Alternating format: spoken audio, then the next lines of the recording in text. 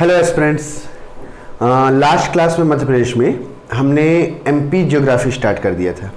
Class start करने से मैं पहले बता दूं कि सभी लोग प्रॉपर नोट्स बनाएं और जो भी चीज़ें यहाँ लिखी हुई हैं उससे बाहर नॉर्मली क्वेश्चंस नहीं आते हैं, है ना। यहाँ से बहुत ज़्यादा पोर्शन एमपीपीएससी और इवन एमपी के सारे एग्ज़ाम्स में, चाहे वो व्यापम के एग्ज़ाम हो, एमपीएसआई का एग्ज़ाम हो, कांस्टेबल का एग्ज़ाम हो, तो मध्य प्रदेश का पोर्शन इन एग्ज़ाम्स में बहुत ज़्यादा रहता है।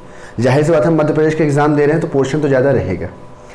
और जो लोग टेस्ट देना चाहते हैं, क्योंकि अब टाइम है टेस्ट देने का कि हम कितने पानी में हैं, तो बिल्कुल मैं ये कहूँगा हमारे डिस्क्रिप्शन बॉक्स में टेलीग्राम की लिंक दी हुई है, उस पर जाइए, उसे ज्वाइन कीजिए और जितने मन मर्जी उतने टेस्ट दीजिए।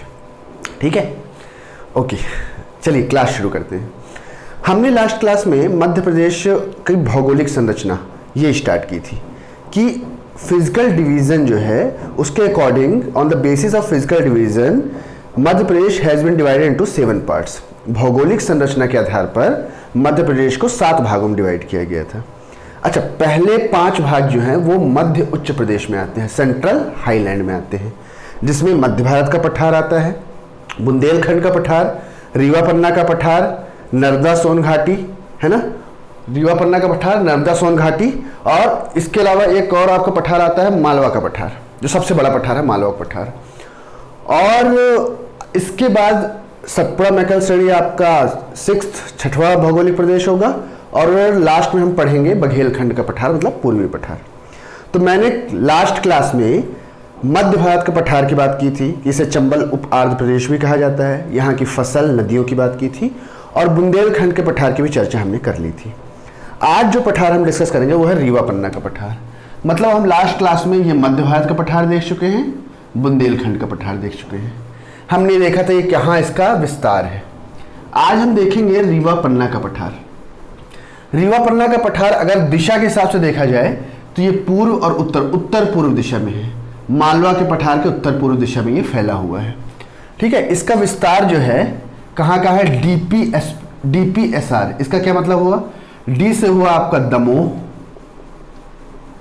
पन्ना, सतना और रीवा, इन इलाकों में इसका विस्तार है। अच्छा, ये क्या है, किस रॉक से बना है, शैल समूह मतलब चट्टान होता है। तो यहाँ कौन से रॉक्स पाए जाते हैं, यहाँ विंध्यन रॉक्स पाए जाते हैं। जब मैंने चट्टानों की बात की थी तो मैंने 6 चट्टानों के बारे में बताया था, आर्कियन क्रम की चट्टानें, धारवाड़ चट्टानें, कुड़प्पा चट्टानें और विंध्यन चट्टानें, जो भवन निर्माण सामग्री के लिए बहुत इंपॉर्टेंट है।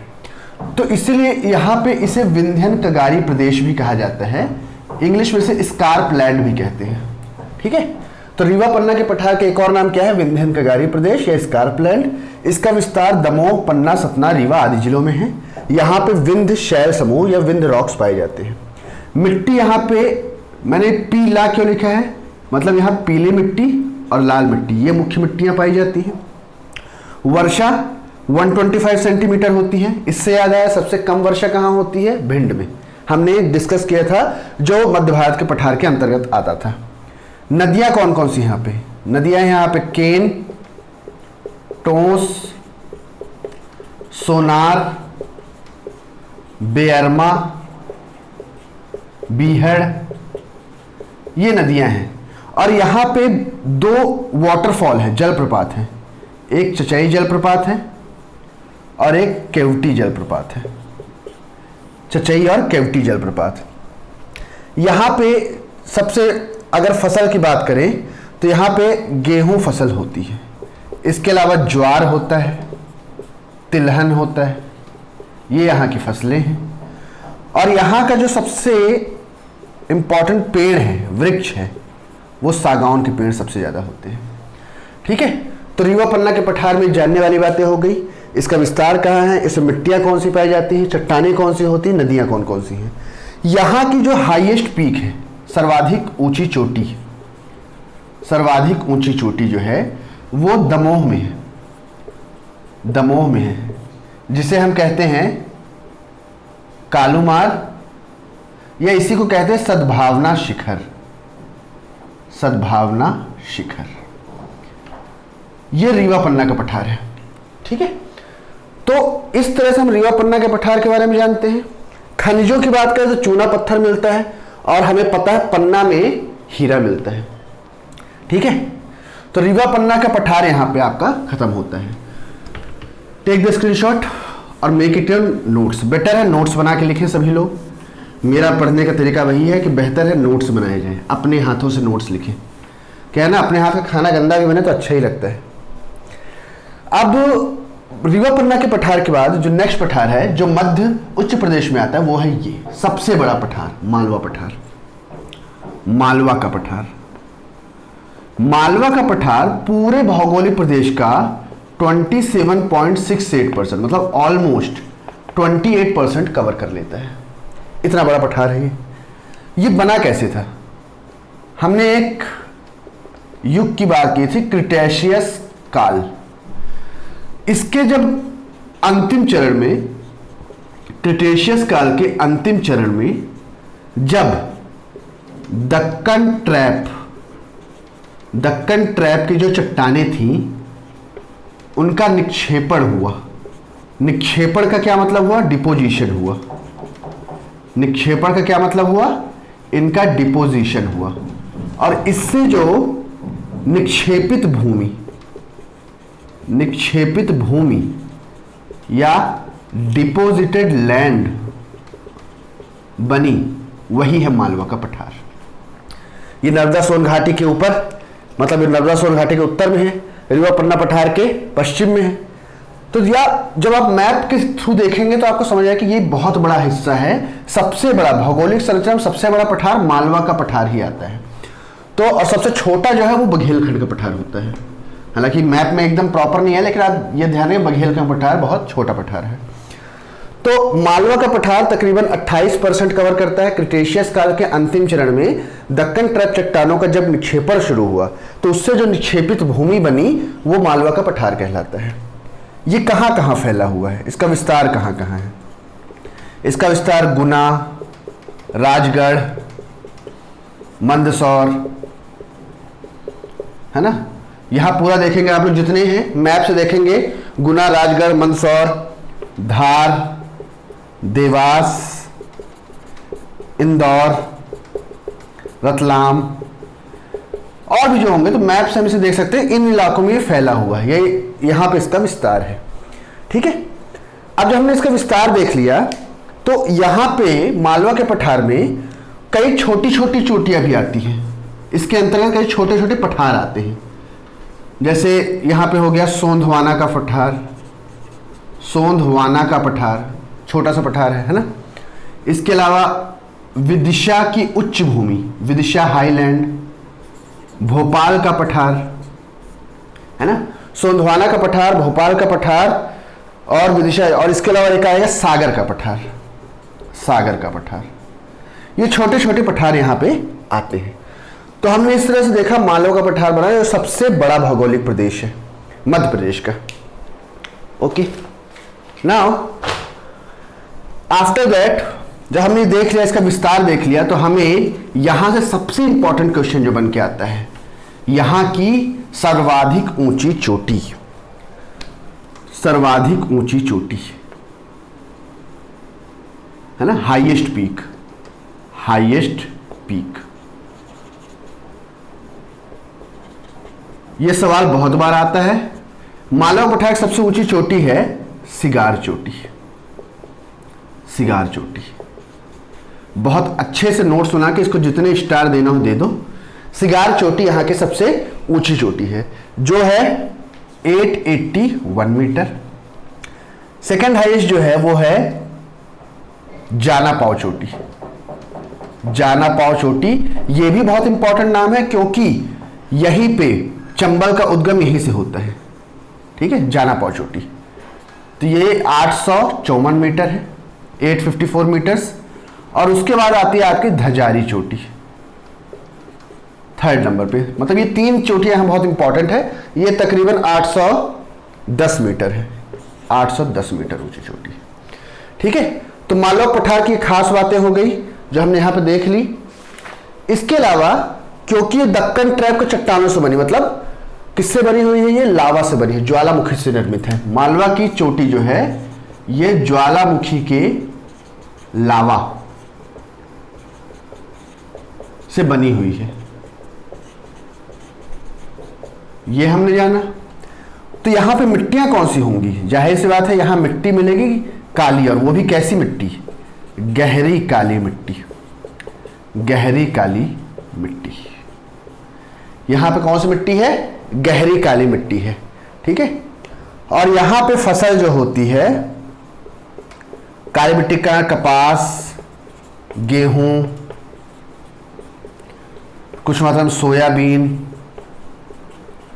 मूंगफली, गन्ना एक्सेट्रा, ये सारी फसलें होती हैं मालवा के पठार के अंतर्गत, ठीक है। यहां पे हमने यहां विस्तार देख लिया, ये कैसे बना, यहां की मिट्टियां देख ली, फसल देख ली, सर्वाधिक ऊंची चोटियां देख ली, और यहां पे नदियां कौन कौन सी हैं, मालवा के पठार के अंतर्गत कौन कौन सी नदियां आती हैं, ठीक है। तो ये नदियां देख लेते हैं। इसमें नदियां आती हैं क्षिप्रा, बेतवा, चंबल। क्षिप्रा नदी आती है जिसके तट पर उज्जैन स्थित है। ये देख के बताइए क्षिप्रा का उद्गम कहां से होता है, बेतवा का उद्गम कहां से। हालांकि नदियों के चैप्टर में से डिस्कस करेंगे, पर ये पठारों में हम ये नदी देखते, क्षिप्रा, बेतवा, चंबल, और इसके अलावा नदी है आपकी सोनार। सोनार, ये नदियां इस पठार के अंतर्गत आती हैं, ठीक है। This is all about the Malwa plateau या मालवा का पठार। तो यहां तक सभी लोगों ने देख लिया। हमने कौन कौन से पठार देख लिए? मध्य भारत का पठार, बुंदेलखंड का पठार, रीवा पन्ना का पठार और मालवा का पठार। ये सारे सेंट्रल हाईलैंड मतलब मध्य उच्च प्रदेश में आते हैं, ठीक है। सारे सेंट्रल हाईलैंड ये मध्य उच्च प्रदेश में आते हैं। अब लास्ट इसी मध्य उच्च प्रदेश में आता है नर्मदा सोन घाटी। नर्मदा सोन घाटी देखा जाए तो ये मालवा के पठार के दक्षिण में है और एक सकरी सी रिफ्ट वैली मतलब भ्रंश घाटी में बह रही है। अच्छा, ये देखने वाली बात है नर्मदा सोन घाटी बनती कैसी है। इसका कोई पूछे कैसी घाटी है ये, तो ये भ्रंश घाटी है। हम ये भ्रंश घाटी भूगोल में देखते भी हैं कि दो पहाड़ों के बीच में ये दो घाटियों जब नदी बहती है तो उसे भ्रंश घाटी कहते हैं, ठीक है। तो नर्मदा सोन घाटी एक पतली सी भ्रंश घाटी में बहती है, इसको रिफ्ट वैली कहा जाता है, रिफ्ट वैली, ठीक है। अच्छा, नर्मदा सोन घाटी के बारे में जानने वाली बात यह है कि इस पे चट्टानें कौन सी मिलती हैं, चट्टानें कौन सी मिलती हैं नर्मदा सोन घाटी में, और यहां पे नदियां कौन सी हैं, इनकी बात हम करेंगे। सबसे बड़ा पठार अगर मालवा का पठार था तो नर्मदा सोन घाटी सेकंड नंबर पे आता है एरिया वाइज। क्षेत्रफल के हिसाब से मालवा के पठार के बाद बड़ा पठार कौन सा है, नर्मदा सोन घाटी, ठीक है। नर्मदा सोन घाटी की चट्टानें जो हैं ये दक्कन ट्रैप की चट्टानें हैं, दक्कन ट्रैप की चट्टानें हैं। कौन सी चट्टानें मिलती हैं, रॉक्स कौन से मिलते हैं, दक्कन ट्रैप की चट्टानें मिलती हैं, ठीक है। यहां पे वर्षा देख लेते हैं, मिट्टी, नदियां। यहां पे वर्षा, मिट्टी कौन सी है और नदियां। वर्षा यहां तकरीबन 125 सेंटीमीटर होती है, 125 सेंटीमीटर। यहां पे मिट्टियां कौन सी मिलती हैं, यहां मिट्टी मिलती है आपकी काली मिट्टी, काली मिट्टी। और काली मिट्टी के अलावा यहां पे जो फसल होती है, यहां पे फसल होती है वही जैसे मालवा पठार में हो रही थी, गेहूं, चावल, कपास, मूंगफली एक्सेट्रा, ये फसलें यहां पे होती। तो नर्मदा सोन घाटी कैसी है, भ्रंश घाटी है, और इस यहाँ चट्टानें दक्कन ट्रैप चट्टानें है, वर्षा 125 सेंटीमीटर होती है, मिट्टी यहाँ पे इंपॉर्टेंट है काली मिट्टी, और ये यहाँ की नदियां हैं। इसके अलावा इसमें हम लोग ये देखेंगे कि यहाँ की नदियां कौन कौन सी हैं। सॉरी, ये फसल थी, हमने नदियां की बात करेंगे, आई एम सॉरी, ये फसल हो गई, और नदियां कौन कौन सी हैं यहाँ पे, ये तो फसल हो गई, गेहूं, कपास, चावल, मूंगफली, और यहाँ पे नदियां कौन कौन सी हैं। नदियां है यहाँ पे सोन, नर्मदा, जोहिला, नर्मदा सोन घाटी, ये देखा जाए नर्मदा सोन घाटी सबसे निचला हिस्सा है। अगर मालवा पठार में अगर आपको देखना है पूरे भौगोलिक प्रदेश में सबसे गहरा सबसे निचला हिस्सा कौन सा, नर्मदा सोन घाटी है। तो आज हमने देखा कि मध्य उच्च प्रदेश में सेंट्रल हाईलैंड में हमने 5 पठारों को देखा। मध्य भारत का पठार, बुंदेलखंड का पठार, रीवा पन्ना का पठार, नर्मदा सोन घाटी और मालवा का पठार। हर पठार में कितनी वर्षा होती है, उसकी हाईएस्ट पीक क्या है, और उससे रिलेटेड जो सवाल है वो इस सारे वीडियो में कवर होते हैं। नेक्स्ट क्लास में आपके जो 2 पठार होंगे, सतपुड़ा का पठार और आपका पूर्वी पठार मतलब बघेलखंड का पठार। तो सतपुड़ा, मैकाल श्रेणी और पूर्वी पठार को हम देखेंगे नेक्स्ट क्लास में। टिल देन क्लास में बने रहिए। Wish you all the best.